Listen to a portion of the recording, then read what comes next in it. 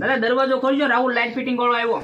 એલા કોણ છે ગड्ढा માળાને જદવા વાળું? ઈ તો દાદા ઓલા તમને ઓલા સોંડા કાકા ફોન નતો કર્યો તો રાહુલભાઈ લાઈટ ફિટિંગ વાળા ઈ શું કઈ જગ્યાએ પ્રોબ્લેમ છે તમારી લાઈટ માં કયો ને? હા તારી વાટે જતો બટા, હાલ હાલ રિપેરિંગ કરી નાખ, હાલ હાલ બટા હાલ. દાદાએ પણ આ ધાબાની માથે કઈક પ્રોબ્લેમ લાગે, દાદાએ ધાબા માથે ચડાયો બટા. આ ઉપર ધાબા માથે પ્રોબ્લેમ છે, હાલ તને દેખાડું હાલ. આમ જો બટા, આ સોલાર માં પ્રોબ્લેમ છે, કરી નાખી રિપેરિંગ બટા. ઠેક દાદા સોલાર માં પ્રોબ્લેમ છે, હાલો કરી નાખો રિપેરિંગ. આમ જો બટા, અહીંયા રિપેરિંગ કરવાનું છે ને, નીચે પ્રોબ્લેમ છે. હા તે વાંધો નહીં દાદા, આ રિપેરિંગ કરીને નીચે રિપેરિંગ કરી નાખું. અને તારી હાટું થોડીક ચા પાણી મૂકવું ત્યાં રિપેરિંગ કરીને આય નીચે. હા તે વાંધો નહીં, ચા પાણી મુકાવો.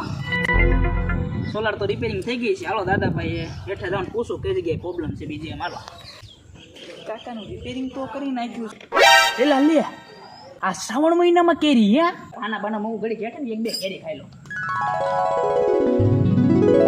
દાદા તમારા ઘરે તો શ્રાવણ મહિનામાં કેરી આવે હો, અને બીજી જગ્યાએ કઈ જગ્યાએ ફોલ્ડિંગ છે એ કહી દો, અને ઓલી ચા પાણી બનાવે તો મંગાવો.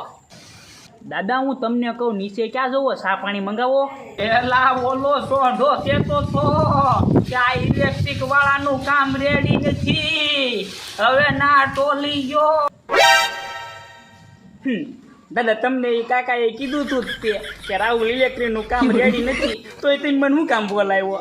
અને તમે મને બોલાવ્યો એ તો કાંઈ વાંધો નહીં, પણ તમારે વહેલા તો કેવું હતું ને દાદા કે પ્રોબ્લેમ નીચે ને ઉપર બે જગ્યાએ છે, અને આંબેજીને તો આપણે ઉપર ચડ્યા હતા. તમારે વહેલા છતાં કેવું હતું ને દાદા કે આંબે ફોલ્ડિંગ છે, અને જવાની ઉંમર તો દાદા તમારી મને તો લાગી નથી તો મને.